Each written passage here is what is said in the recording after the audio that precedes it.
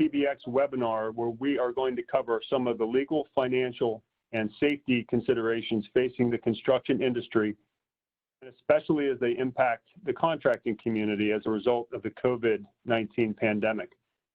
My name is Kurt Fernsler, and I'm a member of the Construction Law Practice Group at the law firm of Burns White. Presenting this webinar with me today are two of my partners, Matt Jameson and Rich Saxe. We're all working remotely, but you will be able to see them and hear them as they discuss their various sections of this webinar today. If you've connected to this webinar by computer as opposed to only phone, you should already be able to see our PowerPoint slides, and we're going to work through those slides as we cover our topics. This is, as we only have an hour, this is a relatively general overview of certain topics that we think are of great interest. Most of these topics reflect many questions and emails and things that we have received from our clients and from industry leaders. We assume that there are going to be questions as we cover our topics. This webinar is set up in a way that allows you to submit questions to us during the webinar.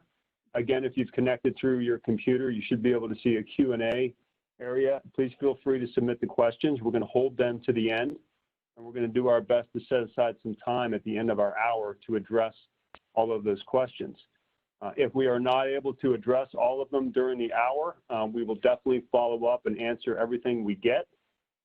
In addition, if you care to get a copy of these PowerPoint slides or even a recording of this webinar, which would include the PowerPoint slides, please let us know and we'll get them to you. In the invites that the PBX sent out, you'll find contact information for Jackie. Her email address is jaci@tbe.org, and Jackie will be monitoring her email to handle any follow-up questions or requests for the webinar recording or the PowerPoint slides. Matt Jameson is going to kick us off and cover the first topic in today's webinar, where he's going to talk a little bit about some job site safety considerations, including the guidelines just issued by Governor Wolf's administration. With that, I'll kick it over to Matt. Thank you, Kurt.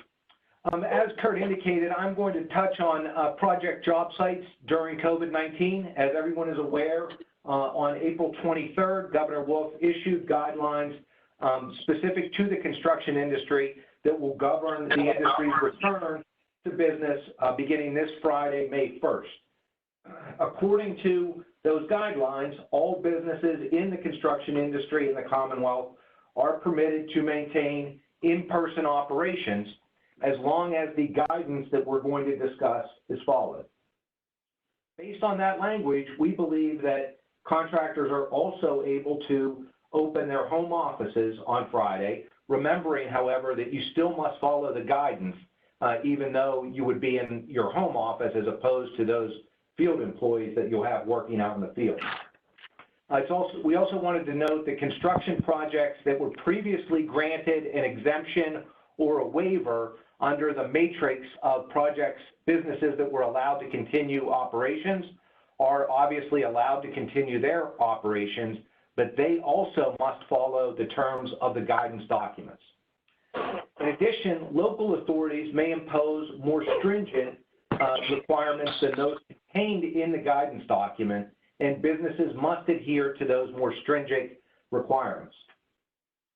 It was also worth noting, near the end of the guidance documents, and frankly, this was a little bit surprising, there was an indication that notwithstanding any general authorization to resume construction activities, contractors on public construction projects should not resume work on those projects until directed to do so by the applicable governmental unit.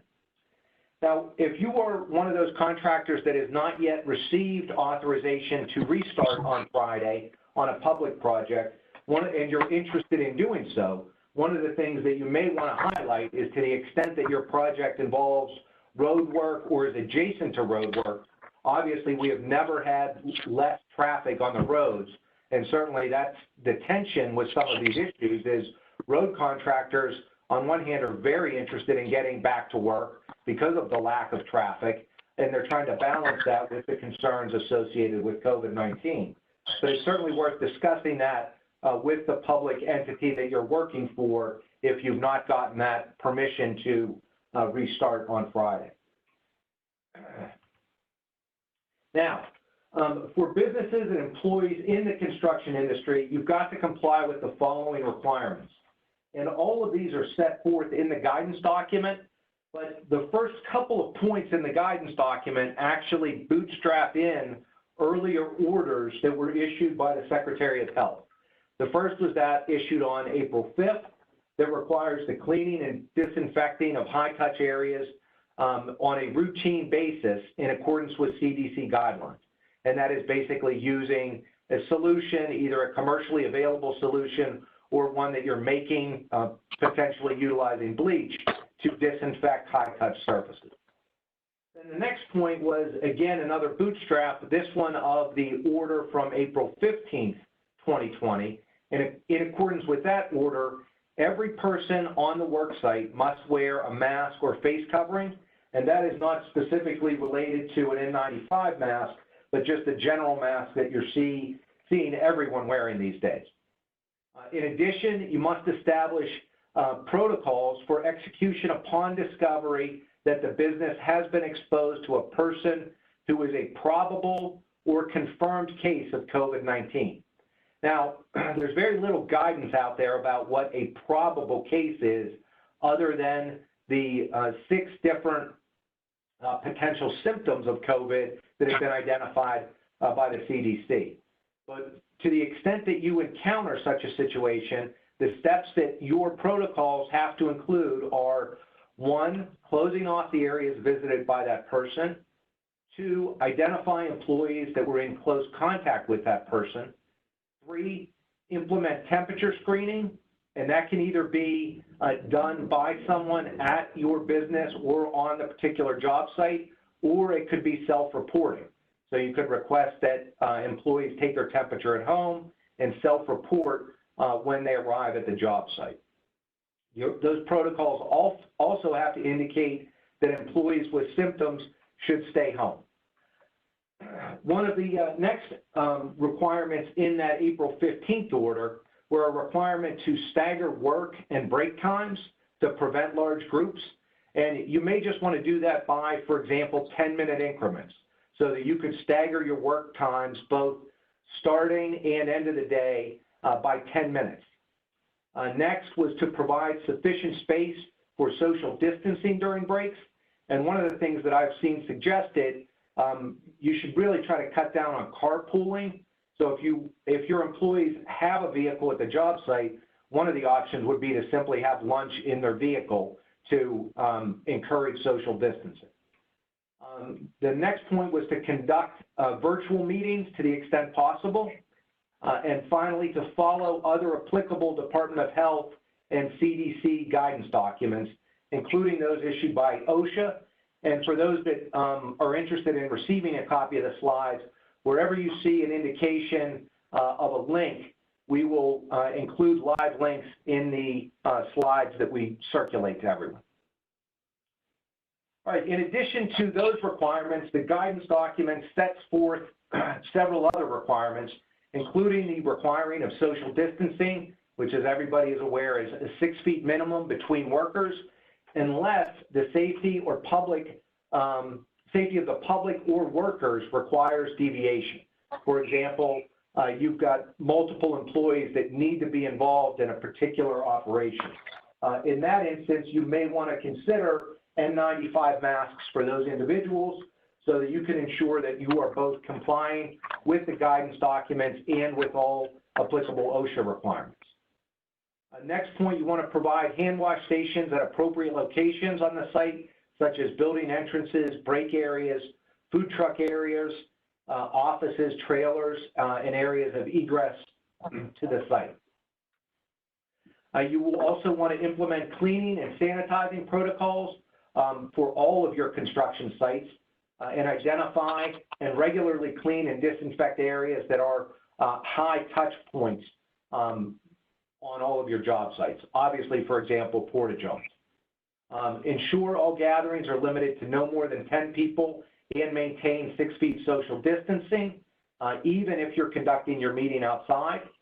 You will want to limit tool sharing, and to the extent that tools have to be shared, you will want to ensure that they are sanitized between usage. Next, you will want to implement employee job site screening based upon the CDC guidance documents to determine if employees should work, and you need to prohibit any employees with symptoms from working. Additional requirements under the guidance documents include prohibiting unnecessary visitors to your project and limiting supplier deliveries, and we'll touch on that momentarily in terms of best practices. You want to limit access to enclosed spaces to the extent feasible, and ensure that you are minimizing carpooling, so wherever possible, employees should not share a vehicle. The next point, and this is something different, you've got to identify a pandemic safety officer. Some projects in the healthcare industry have referred to this as a social distancing officer, but it's basically new requirements. Typically, we've seen this implemented for a safety officer will now be responsible for all of the points that we've identified under the guidance documents, making sure that those are complied with, and making sure that your employees are making the necessary reports of any instances of high temperature readings or other requirements that you are implementing upon them. So you will want to outline each of the tasks that your pandemic safety officer is responsible to complete. And one of the benefits that we saw of this is, and Kurt is going to be talking next about areas or your ability to recoup all of the costs associated with implementing this guidance document. It does seem to us like reducing those requirements to a single individual will make it easier for you to quantify and potentially recoup those costs. The final points in terms of the guidance documents are how many employees you are enabled to have on each project. On commercial projects, you are limited to 4 employees for projects that are 2,000 square feet or less, and then you are permitted 1 additional person for each additional 500 square feet of enclosed area. And the enclosed area is any area under roof that is under active construction at the time. And for large commercial construction projects, you should consider establishing a written safety plan for each work location with site-specific details on the implementation of the guidance.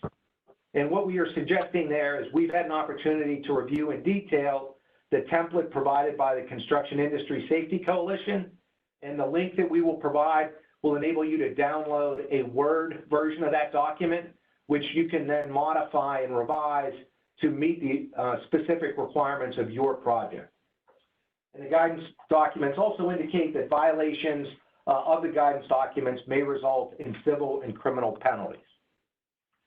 Now, in terms of best practices, and this is based on a number of items that we have read in the industry, the first one is to consider foot-operated wash stations. The problem with that, as with a number of items, is that they're frankly going to be difficult to get at this point given the high demand. But if you can modify your wash stations so that they are foot-operated, we would recommend that. Obviously, schedule regular disinfecting of porta-johns, and to the extent possible, have hand-washing stations or hand sanitizers immediately adjacent to your porta-johns. You also really want to increase communication with your field employees. The fear that everyone is dealing with is real. You need to understand and appreciate that.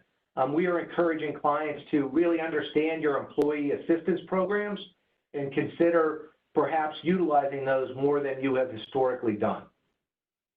You also need to prepare for the very real possibility that you will encounter a positive test on your project, and you want to prepare for that now. For example, investigate and line up a cleaning crew now. To the extent that you do get a positive test, you'll need to shut down your job site for 24 hours before you can bring in the cleaning crew, but you want to have that lined up in advance so that you know who you're going to call and you can get them out there on a timely basis. We've also seen some suggestions that it may make sense to have workers change out of their construction clothes in their garage when they're returning home. You've seen that obviously frequently in the news with healthcare workers. And in terms of delivery protocols, give some thought to that and really focus on moving as much of that transaction to electronic submission of documents so that you're not having people out in the field, for example, sharing pens just to sign off on delivery slips. See if you can move as much of that as possible to electronic submission. Consider a COVID-19 self-certification for all employees regarding how they're feeling, whether they've been exposed to anyone with COVID, what their temperature is. Again, you're trying to establish that you are protecting your employees as much as possible, and such a self-certification would be a step in that direction. Also, outline for all of your employees what their PPE expectations are. All employees should be wearing masks, gloves, and eye protection at all times, and you want to outline what your expectations are in that regard. If your employees are going to have N95 masks available to them, make sure that they go through the appropriate fit test so that they're actually getting the benefit from those masks that they can provide. Then lastly, and this is more for the slides that you will be receiving, but we wanted to include several links of resources that we've been utilizing that provide very helpful updates regarding these issues that are evolving really on a daily basis. To the extent that you have not had an opportunity to view it, plug our own law firm here a little bit and encourage you to visit our website where we are providing updates on virtually a daily basis as new developments occur. But we would also highly recommend all of the other resources that we have listed here. Obviously, as I indicated earlier, the guidance document will force you to incur additional expenses, and everyone is wondering, okay, how can we go about recouping those expenses and potentially the expenses associated with the shutdown period that we've just gone through. So I'm going to turn things back over to Kurt Fernsler for him to discuss a number of those issues. Thanks, Matt. Give us 1 second here to change control of slides.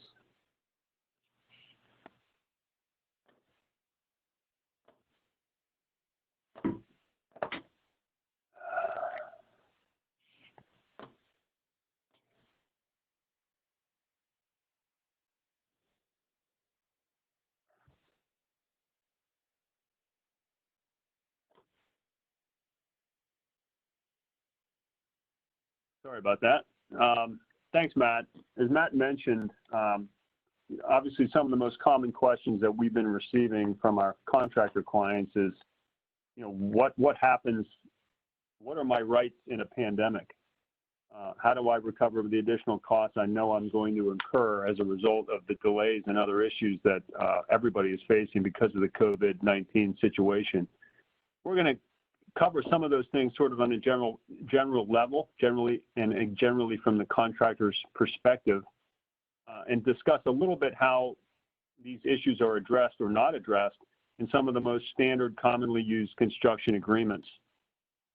So everybody's facing different types or categories of costs or losses as a result of the coronavirus. The first and most obvious is simple delay to the project because the projects were shut down. Now, right before the Governor Wolf shut down, some of the Commonwealth agencies suspended their projects, not under order of the government, but on their own accord, and most especially PennDOT. For PennDOT projects, the 408 specifications contain a mechanism that tells you what your rights and remedies are upon a suspension of the work by the government. And in fact, for many of those public contractors, at least on PennDOT jobs, because the PennDOT chose to suspend the work before the work was actually shut down, they do have a contractual avenue to recover certain costs, additional costs that are incurred as a result of that suspension. For most of the industry, the work simply stopped as a result of the order of Governor Wolf. We have costs associated with delays in the project, And we also have the types of costs that are associated with the manner in which the work is going to start up here on May 1st, the means and methods, if you will. We're also going to touch a little bit here on the end of my section on some insurance considerations, including whether business interruption type of property damage insurance might be applicable to cover some losses, whether it be from the owner's perspective or the contractor's perspective. So as I mentioned, this pandemic has resulted in basically a suspension of work. And what's maybe unique, I mean, this whole situation is obviously unique, but what we have here is not a true suspension and a restart. What we have is suspension and a restart under totally different circumstances. You all are going to be performing under circumstances you never could have contemplated when you bid the job, and obviously you don't have any money in your job to cover the different circumstances or means and methods you now have to implement to perform the work. So in terms of the passage of time, the delay to the project as a result of the COVID-19 pandemic, those costs are relatively easy to identify. We're talking about an additional demobilization and remobilization. There's going to be material price escalations and supply chain delays. I think almost everyone is experiencing that. Potential for labor rate escalation and additional general conditions costs. What's most interesting, I think, and what I think we will probably see the most number of claims and perhaps the best claims is for those additional costs that are incurred because the method or performance has changed, or the means and methods will have changed as a result of the manner in which the work has to restart. Matt just went over the guidelines that Governor Wolf issued and the helpful information issued by the AGC, the NBA, and others. Until you put them into practice, it's hard to quantify the financial impact that those types of things are going to cost. Social distancing. Well, there are exceptions in the guidelines that say if it's a type of work where you need a team to work closer together than 6 feet, technically you're allowed to do it, but other than that, you're supposed to socially distance. Is that going to result in less manpower or more likely less efficient manpower that's going to cost you money? There are the direct costs of personal protective equipment, things that you would never normally have to have, these foot-pedaled hand washing stations, things of that nature. And one of the most, I think, probably one of the biggest expenses, and this is something I've received several phone calls on in the past 10 days, is the issue of acceleration or compression. Everybody is in a hurry to do their project. We had a shutdown of several weeks, but it was not 6 months. So there's questions about, well, can the original, is there any way that the contractor can figure out how to meet the original completion date? Often for many projects, that's physically impossible, but if it isn't, how much extra money is it going to cost to try to hit that date? So you've probably, if you've been reading all the information that's come out since this pandemic has hit, I'm sure you've seen the phrase force majeure. And a force majeure event is defined as an unforeseeable circumstance that delays or prevents performance or completion of a contract. Obviously, this pandemic is a force majeure event, and that's a phrase that's common in the law. And in general, the risk of force majeure events are shared sort of equally by the parties to a contract because neither of the parties caused the event. Neither one of them are at fault. The AIA, I chose probably the two most commonly used family of documents for the purposes of the discussion today, those being the American Institute of Architects agreements and the consensus docs agreements. If you're looking at those documents for purposes of figuring out your rights and remedies in this pandemic, you will not find the term force majeure used in there, but all of those documents do have certain provisions addressing delays caused by forces beyond the contractor's control that would in effect cover force majeure type events. Generally, and the next couple of slides, I'm actually going to talk about the language from those agreements that talk about this issue, but in general, those form agreements only give a contractor an extension of time as a remedy for a force majeure type of an event. And one point that I'm going to make, I'll probably repeat myself a few times, but I think it's worth repeating, is that under all of these agreements, AIA and consensus docs, if you have a request for an extension of time or a request for additional compensation, it's going to be defined as a claim within your agreements, and the claims provisions of your agreements technically will apply. So you need to make sure you get your claim in, even if it's as simply a result for a schedule extension caused by the pandemic. So here's one article, sub-article out of the AIA 8201 general conditions, and as most of you know, the general conditions document is the document that applies to many of the AIA base contracts to explain most of the terms and conditions of the agreement. And section 8.3.1, again, doesn't use the phrase force majeure, but that's what they're talking about here. And I've highlighted some language that shows if we're talking about the delay caused beyond the contractor's control, or a delay by causes that the contractor asserts justified delay. So what we're talking about here is the delay that the contractor cannot be blamed for, and a delay that really is not the fault of the owner.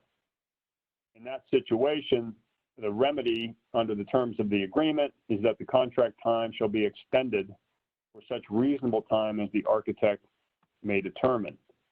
The AIA document does not contain any express language in it that provides an avenue for the contractor to recover any additional costs as a result of the delay caused by the event outside of its control. Now, on the screen now, you'll see some of the language from the consensus docs, standard agreement general conditions. And theirs is, the consensus docs is a little bit more complete than the AIA, and it identifies more specifically different types of delays. And if you look down here under Part J, they actually list epidemics as a source of a delay. And an epidemic, a delay caused by an epidemic gives the contractor a right to a time extension. If again, the consensus docs a little bit more detailed in my opinion. They go a little bit further and they identify specific types of delays that are not the fault of the contractor, for which the contractor might be entitled to an equitable adjustment in the contract price. Delays caused by things like epidemic are not covered by that. So under both the AIA and the consensus docs, in general, there's no express right to recover money as a result of that delay, only time. So as I mentioned earlier, though, neither one of these types of agreements necessarily bars additional recovery for additional costs incurred by the contractor should their method of performance change. In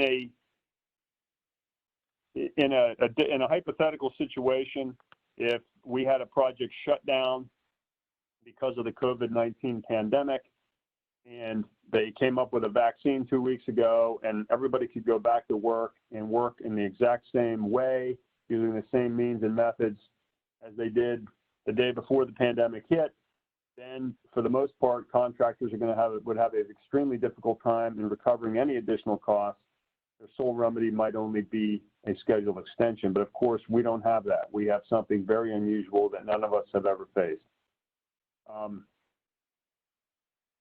There's at least a good equitable argument, we think, that a contractor might have a strong claim for the recovery of additional costs based on the change in circumstances and the change in its means and methods. I already mentioned, a lot of requests coming in from owners to try to figure out how to modify schedules to accelerate work and meet existing deadlines. Many contractors are going to experience a very significant loss of productivity based on crew size, spacing, time spent cleaning site, time spent getting to and from the site, the direct costs of personal protective equipment and sanitizing the site. it's, frankly unclear at this point exactly which categories of costs will be recoverable, and it's going to, of course, depend on the specific terms of your contract for your particular project. But at a minimum, as you get back to work here over the next week, it's going to be important to do our best to track those costs by whatever means you have at your disposal, including by setting up separate cost codes to try to preserve those rights, to track those costs. And also remember, to the extent you want to make any claim for recovery of costs like that, you need to treat it as a claim, as that term is defined in your contract documents. You may not be able to quantify your claim yet, but you want to make it to make sure that the party with whom you have a contract is on notice that you're tracking those costs and you anticipate trying to recover them. That brings us to the issue of insurance. We've all received a number of questions about whether there is any, do I have insurance that might help me in this situation? That's a tough one. If you do, it's going to probably be covered under a property type policy that would be applicable to business interruption coverage. Business interruption coverage is a type of insurance that allows a business to recover losses in the event that it suffers physical damage or loss that prevents it from operating its business. So if your restaurant burns down and you can't generate any revenue because you have physical damage from the fire, your business interruption policy will apply. The question under business interruption coverage is whether there is in fact physical damage or loss as a result of the coronavirus. All right. A number of lawsuits have already been filed around the country. I think the first one was in Louisiana, making the argument that if there is coronavirus detected upon a physical at a physical location, like a construction project, the fact that the project has been contaminated by the virus is physical damage sufficient to trigger business interruption coverage. I don't know if this argument's going to work. It's creative. We're not aware that any court anywhere has yet ever issued a ruling that would suggest what the answer to that question might be. There are also differences we have learned in some of the exclusions to parties' business interruption coverage. So, what might be true for one company might not be true for another. So it's vital to get with your insurance broker, get with your insurance experts, analyze the policies you do have in place to see if there could be any argument that you might have coverage under a business interruption type of policy. Again, just like in the construction contract, all of these insurance policies are contracts that have pretty strict notice provisions. Do your best to set up cost codes to track those costs. Go through the notice provisions under the insurance policy on the assumption that you will have, in fact, a valid claim. With that, I'm going to turn it over to Rich Saxe. He's going to cover the Paycheck Protection Program loan provisions under the CARES Act and also some related employment issues. Thanks, Kurt. Give me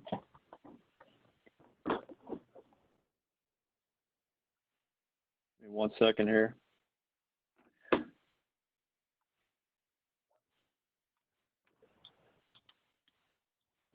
Okay, there we go.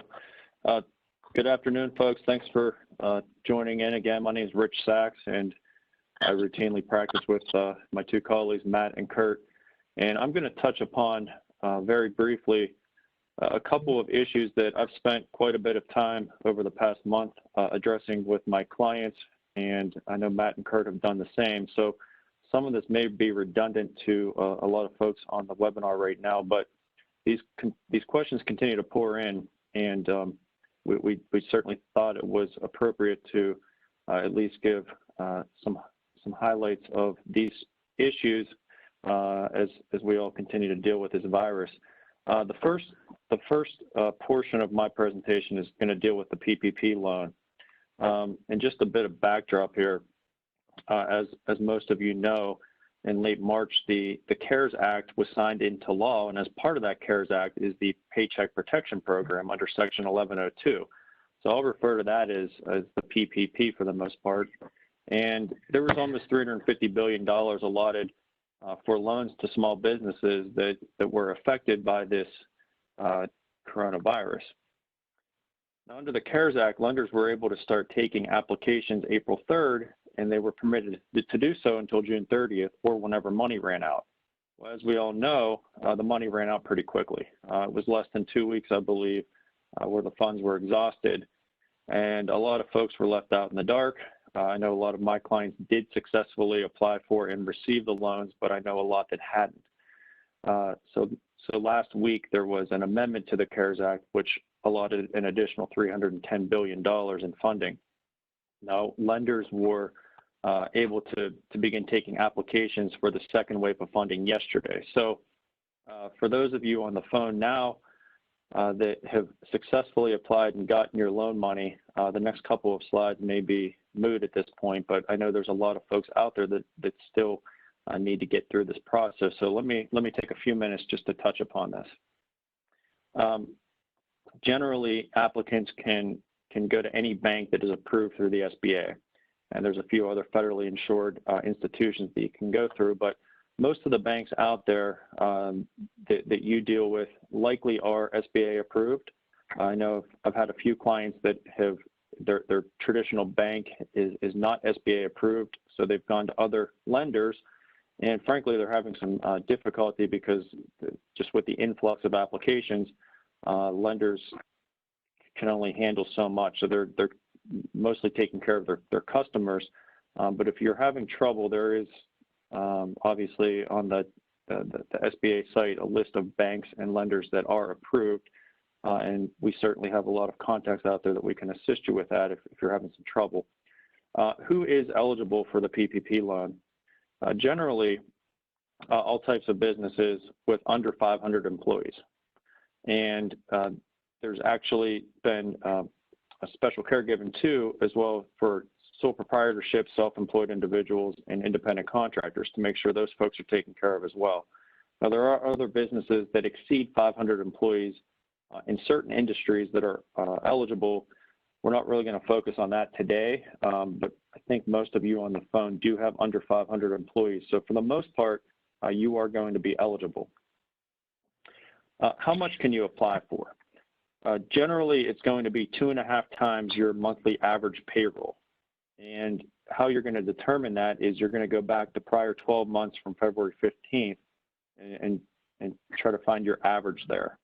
And payroll cost, to make sure that you apply for as much as possible, you're not only going to look at your salaries and wages and commissions that you typically would pay employees, but there are other benefits and insurance premiums that are going to count towards those payroll costs. So it's important to do a detailed analysis either internally or with the assistance of your accountant or your banks to make sure you're capturing as much as you can. If you're a seasonal business, there's also some exceptions, which I won't go into in detail here, but to the extent you don't work that much during the winter, you're not going to be sort of penalized by getting less than you might need now. So there's certain look back periods. If you're one of those types of businesses, make sure you pay attention to. And also, payroll costs are capped at $100,000 per employee. So if you have someone making $150,000, for example, that individual will still count towards your payroll costs, but only up to $100,000. The application form, I have a link here that you can click on. It's a fairly simple form, and in fact, it's hard to see, but the form right now is on the screen, and as you can see, it's pretty simple to complete. And I would suggest that you work with your lender. As I said, the second wave of applications started yesterday, and it's anticipated again that these funds will be used up quickly. So if you haven't jumped on it, I think you should soon. But here's the form. And what they're going to ask you for is obviously the form and then your payroll documentation. And each lender has its own set of requirements and information that they want. So you're going to have to work with your lender to find out what they need. Now, one item on the form that I did want to point out, borrowers have to certify on the form in good faith, and here's the quote, that the current economic uncertainty makes this loan request necessary to support the ongoing operations of the applicant. Now, most of you on this webinar are in the construction industry, so certainly in Pennsylvania, most, if not all of you have been impacted by the shutdown. We have a lot of clients who have continued to work throughout the shutdown because they have been on projects that were deemed essential. But as Kurt pointed out, operations on these projects are not going or are not continuing in the manner with which you traditionally operate because of mitigation measures and social distancing. So I think it's safe to assume that most people have been impacted, but it's important that you review the certification that you have to complete. And I have a note here. The SBA has a list of frequently asked questions that they distribute. And an interesting question was included just last week, and it was question 31. And this was a couple of folks asked us about this in advance of this webinar, so we thought we'd point it out. And I think this question from the SBA was generated because of some of the backlash that came down when small businesses who were shut out of the initial wave found out that entities like Ruth's Chris Steakhouse, Shake Shack, recently the Los Angeles Lakers received loans through this program, but they didn't. And they're asking, wait, these folks are worth billions of dollars, and my little construction company or little business isn't able to get the funding. So this question has raised some, it's unclear exactly what the response from the SBA or how this is going to shake out, but the answer says borrowers must make this certification in good faith, taking into account their current business activity and their ability to access other sorts of liquidity sufficient to support their ongoing operations. We've been asked, well, what if I have a line of credit, or what if I can obtain loans from other sources other than this PPP program? Am I ineligible then? Talking with Matt and Kurt and others, I think the answer is you are still eligible. And I think this is geared more towards the publicly traded companies. And in fact, the example at the end of the answer states, for example, it is unlikely that a public company with substantial market value and access to capital markets will be able to make the certification in good faith. So this is not a black and white answer, but I think that most of our clients and the folks on this webinar, I don't think they're going to be impacted, but more to come on this issue. So it's important, though, that you review the application form and the certification in good faith, and make sure you're thinking about the ramifications if you don't. Just very quickly, the loan terms are pretty simple.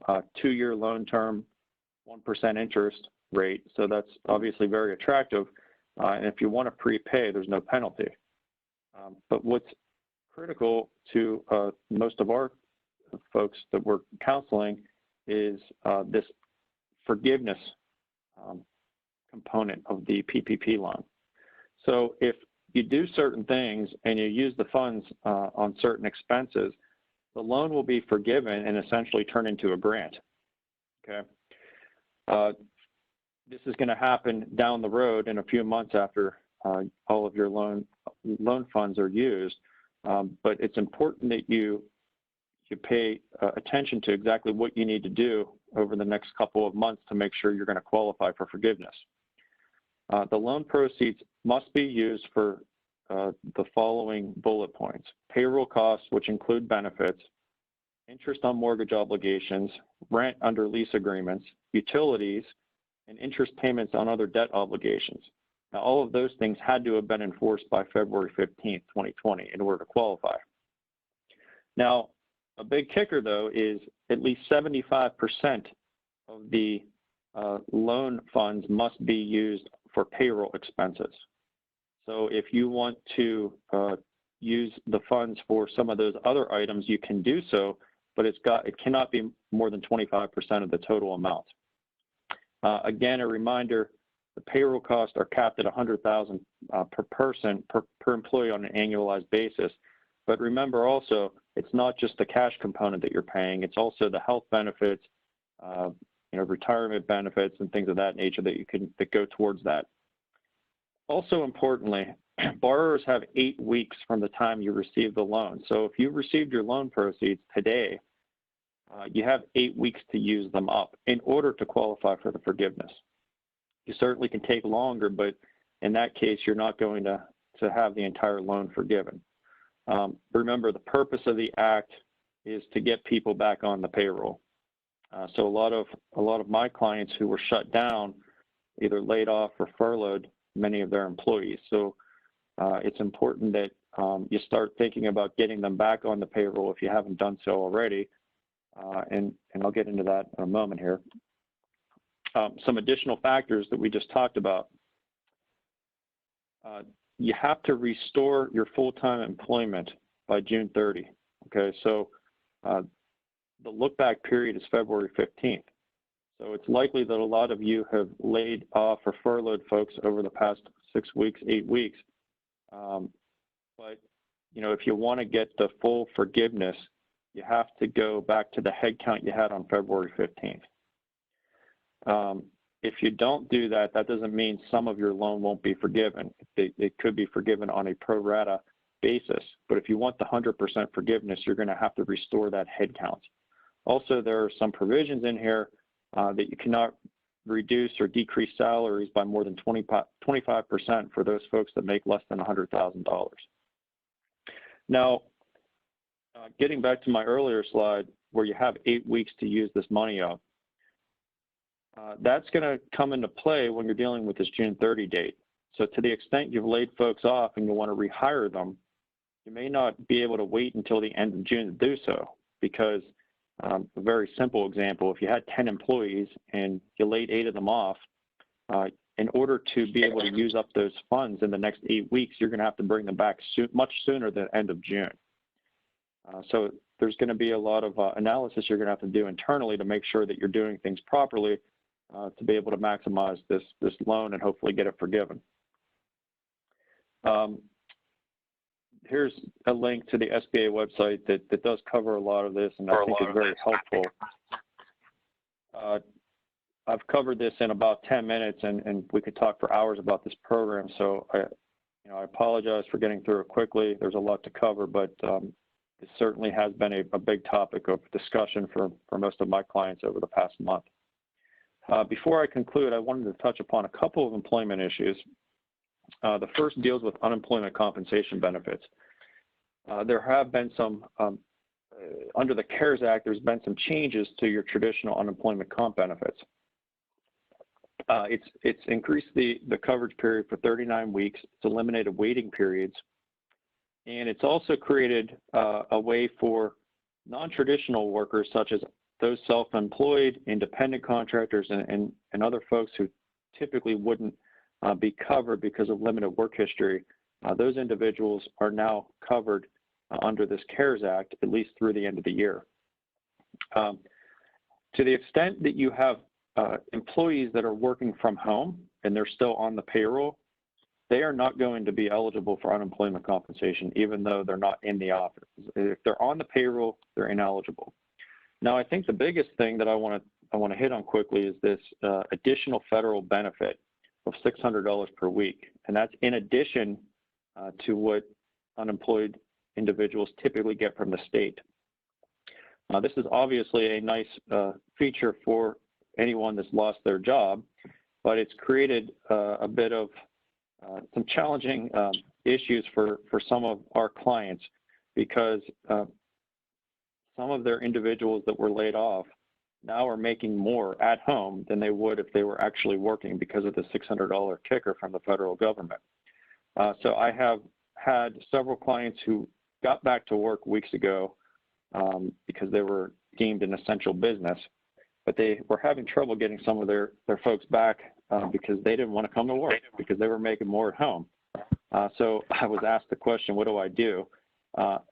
Remember, this is still for people that are unemployed, and if there's work available, they're not technically considered unemployed. So employers still have to complete forms to make sure there's not work available. And as much as you don't want to hurt your employees, you need to get your work done and your jobs done. So if you do have work available, I think you simply answer on the form that there is work available. And most of my clients have, after they've had a discussion with their employees, those folks now are back to work. But it certainly presented an issue, and I it's I think an unintended consequence or unintended thing that happened under the CARES Act. But that we're going to move on just for 2 or 3 more minutes here to talk about the Families First Corona Response Act. And this set forth 6 reasons where you can get paid sick leave now, dealing specifically with the COVID-19 virus. I'm not going to run through each one, but several of them deal with if an employee of yours either got sick or had to self-quarantine because they had certain symptoms of the COVID-19. Other reasons for the sick leave might have to do with if one of your employees is dealing with or caring for an individual, perhaps a parent, who has the COVID-19 virus or had symptoms. And a big one that we've been dealing with is if you have a son or daughter who is now home because school closures or child care facilities are not open. Obviously in Pennsylvania, schools shut down for the remainder of the year and there's homeschooling taking place. So what happens when those employees have to stay home now? They are now covered under an expansion of the FMLA Act. And let's just get in very quickly to the duration of the leave. For all of these reasons, except for the homeschooling, which I'll get into in a second, a full-time employee is eligible for 80 hours of leave. Okay, part-time employees are going to have to look at it on a pro rata basis. Now, for the homeschooling portion, there's going to be an additional 10 weeks that are allowed for paid leave if you are responsible for a child or because of a child care closure or homeschooling issue. How much are these employees entitled to? If they are sick and they have to take the 2 weeks off, they're entitled to their regular pay up to $511 per day, or a little over $5,000 in the aggregate. When you get into issues like caring for someone that is sick, like a parent, you're going to be eligible for 2/3 of your pay, up to $200 per day. And then the homeschooling or child care issue leave is going to, again, be 2/3 of their pay, up to $200 per day, or an aggregate of $12,000. Covered employers, generally, for most of you on the webinar, if you're under 500 employees, you are going to be covered under these paid leave requirements. Now, small businesses, if you have less than 50 employees, you may qualify for an exemption with respect to the employee who wants to take a leave because of the school closings or childcare. I won't get into some of those factors you're dealing with, but keep in mind, if you're under 50 employees and you have a key employee who's necessary for the operation of your business, you may be exempted. For employees who are covered, typically there's other requirements for amount of time you've previously worked for your employer. For those folks that are sick and need the 2 weeks paid sick time, everyone is covered, no matter how long you've been employed. With respect to the child care leave, you have to have only been employed for at least 30 days in order to qualify. And then finally, who's paying for all of this? Under the Act, employers are responsible for the payments to these employees. However, if you're a covered employee, you are going to be eligible for a dollar-for-dollar reimbursement through tax credits for any qualifying payment that you made. So I whipped through that pretty quickly, but those are some of the issues we've been dealing with on the employment front.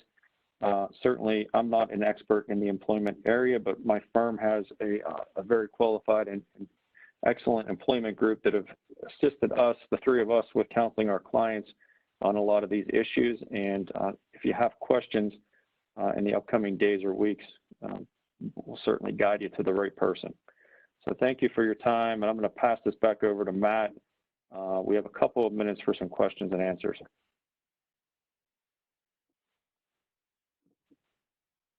Thank you, Rich. Yeah, I just wanted to highlight some of the questions that we've received from the attendees. One of the first ones was, does it make sense to add to new purchase orders and subcontracts something like, per the Governor's and Secretary of Health's order issued 423 and guidance for business in the construction industry, we are entering into this subcontract. Our thoughts on that are that for any new contracts that are being entered into now, both parties know that you're going to have to comply with those requirements.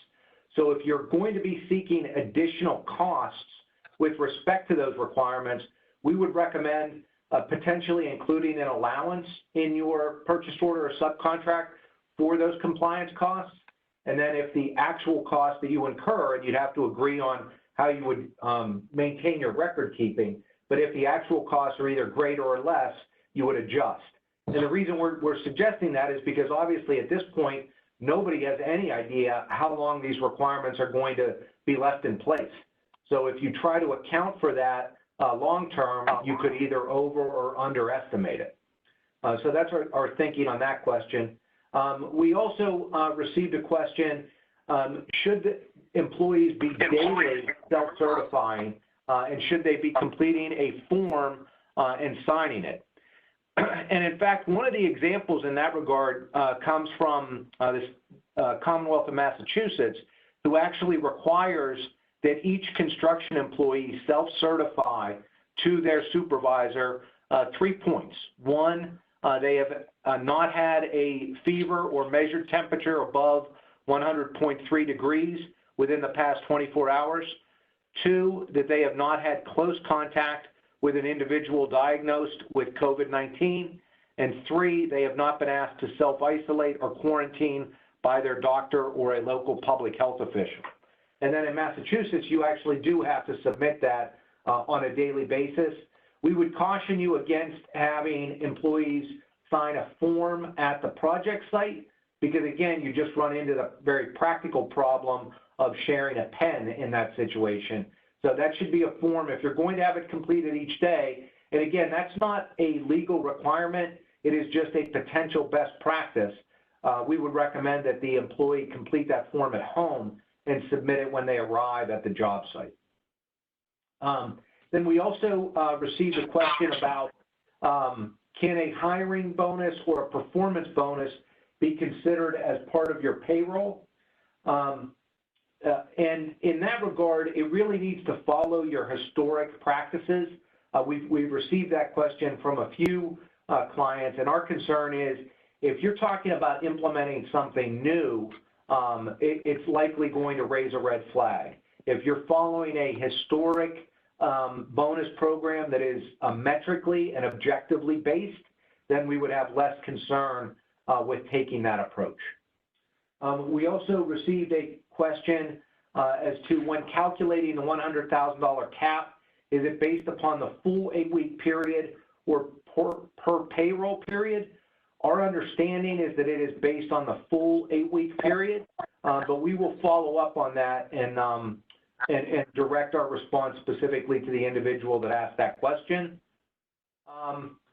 So we're pretty much, we just received a question. Should we open main office if we can work remotely?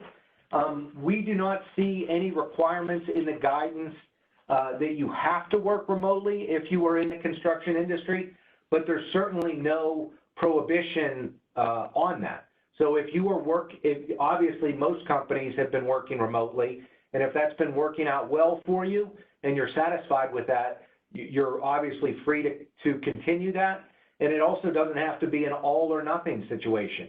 You may have individuals that you feel can perform their job tasks sufficiently remotely, and you can go ahead down that path for those individuals while bringing some back into your home office. I know the 3 of us are available to stick around for a while.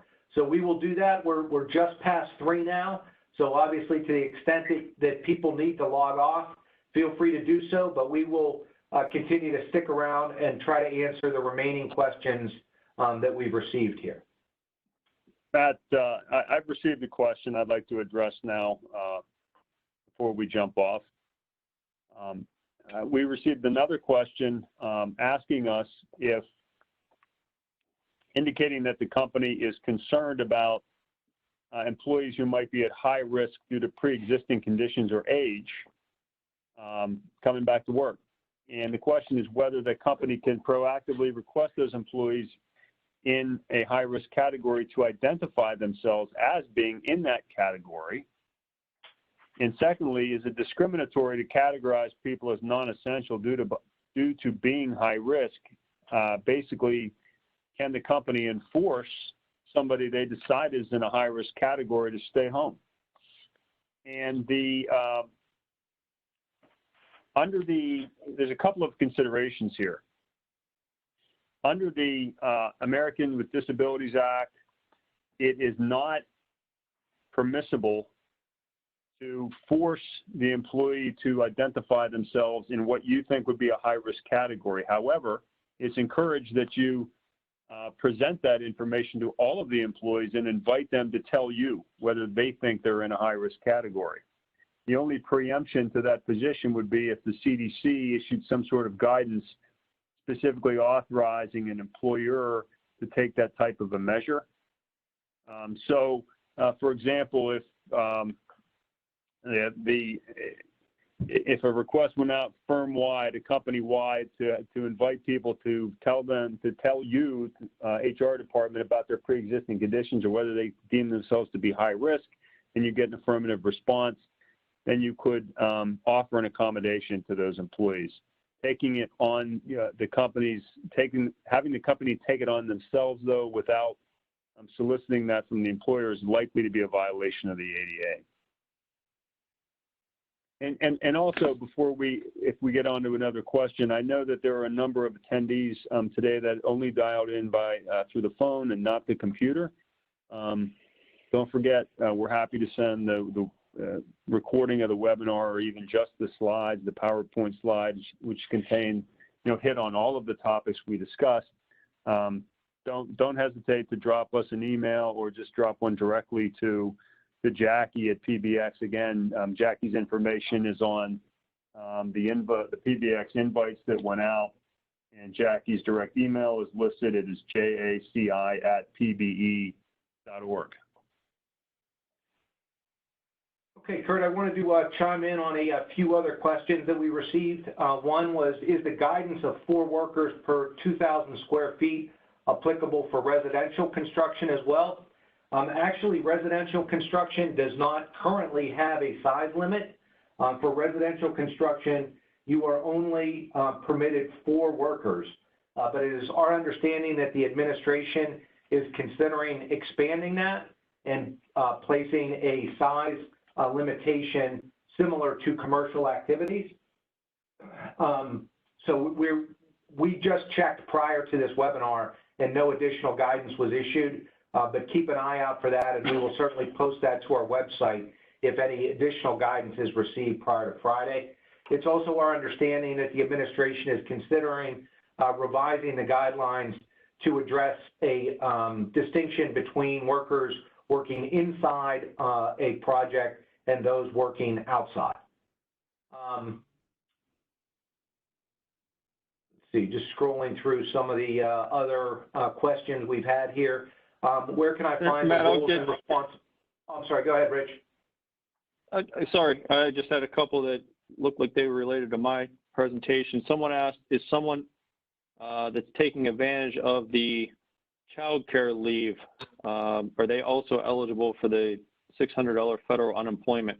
I will confirm this with my employment group, but I think the answer is no, because they're not unemployed to get that $600 federal unemployment portion. They were under a leave from the FMLA, which would get them the child care payment under that. So they're not unemployed, they're actually taking a leave, but I'll confirm that one. Then someone also asked about the tax credits. Are you eligible for reimbursement of the tax credits if you're making the sick paid leave payments if you got the PPP loan?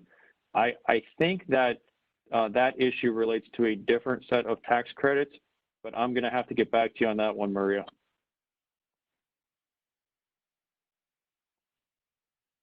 I want to do a follow-up on a question that we received about where can I find the roles and responsibilities of the Pandemic Safety Office or officer.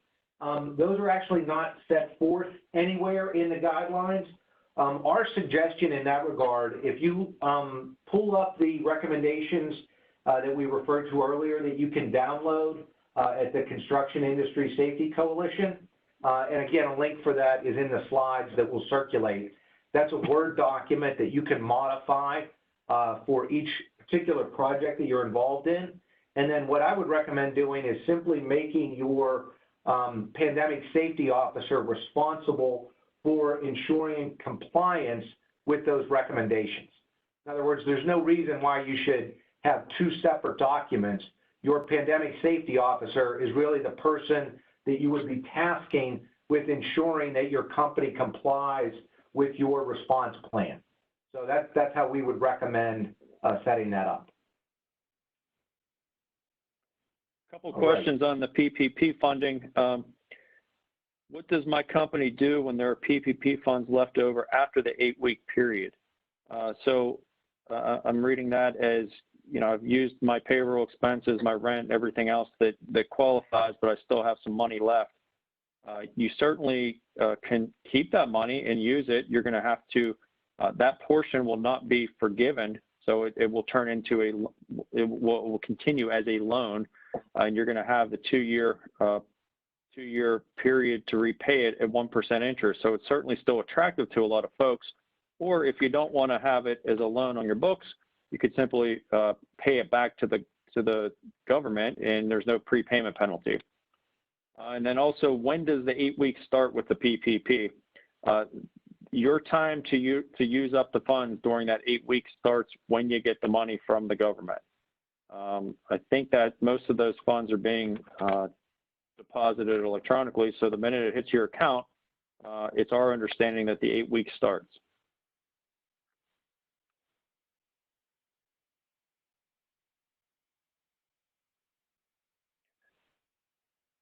Scrolling through here, guys, I think we covered all of these.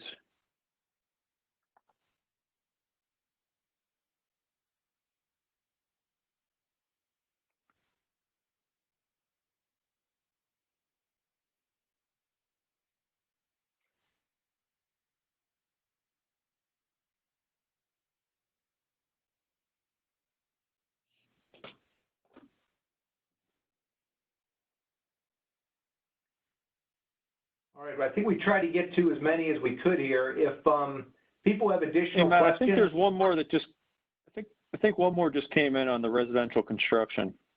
Okay. See that one? Oh, yes. The question was regarding residential construction, does a subcontractor count as one of the 4 workers allowed to be in the home with our installers? And unfortunately, as drafted, the answer to that is yes. It would not include, delivery personnel or code inspectors, but it would include subcontractors. And again, we're somewhat optimistic that those guidelines may be revised prior to Friday.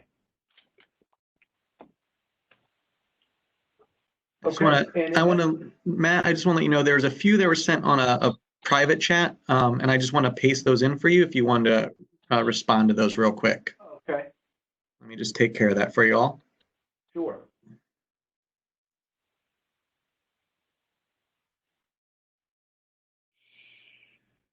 I'm just going to paste them all in one, so you'll see a bunch, but the person that wrote the question is also included. Okay. And we did just get a question about a large project that is residential. It's over 12,000 square feet on 3 separate floors. Unfortunately, under the guidelines as currently drafted, you would still be limited to only 4 people. but be on the lookout for potential amended guidelines as it relates to large residential projects that may be issued prior to Friday.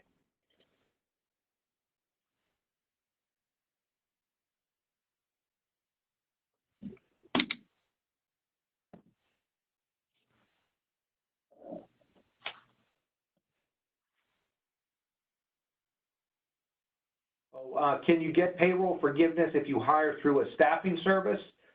We are not aware of any prohibitions upon that.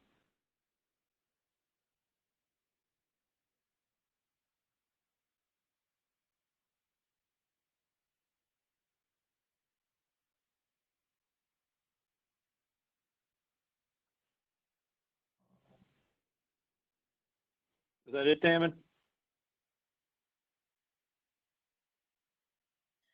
I'll just read this one. It just came in. Regarding the 100,000 annualized salary cap for the use of PP. No, I think that one had already been asked. Here's one. How do these updated guidelines apply to businesses such as electrical distributors, as for working remotely or going back into the office?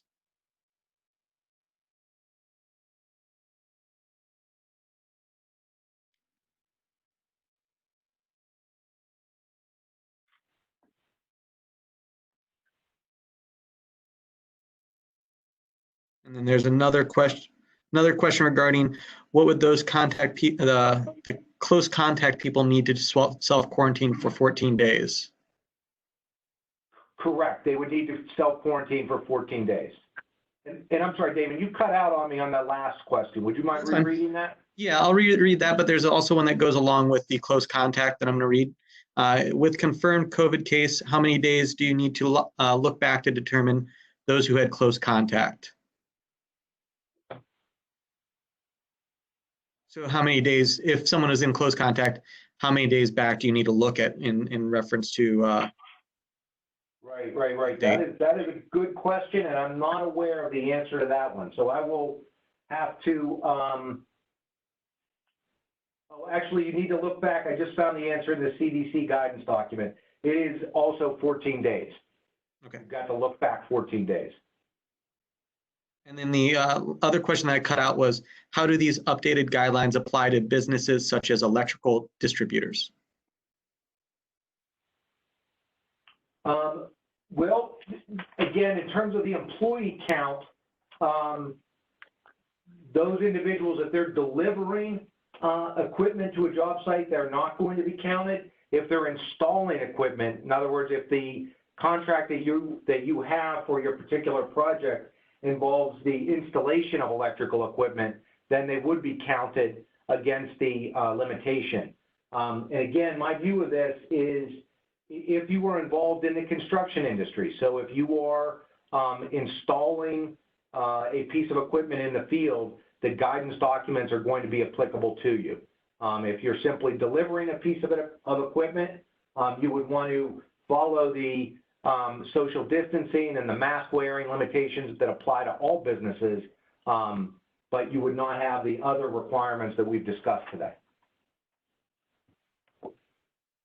All right, we will certainly be available via email to the extent that people have additional questions, and very much appreciate everybody tuning in today. Kurt, did you want to close us out? Yeah, thanks for attending. We hope it was informative. I know we hit a lot of these topics very, very quickly. We wanted to give everybody an overview of the most common issues that we are addressing. Again, you can find all of our information on our Burns White website, but to the extent you would want the slides and or the recording of this, please contact Jackie at PBX. You find her contact info on the invites that went through. Thanks so much for attending.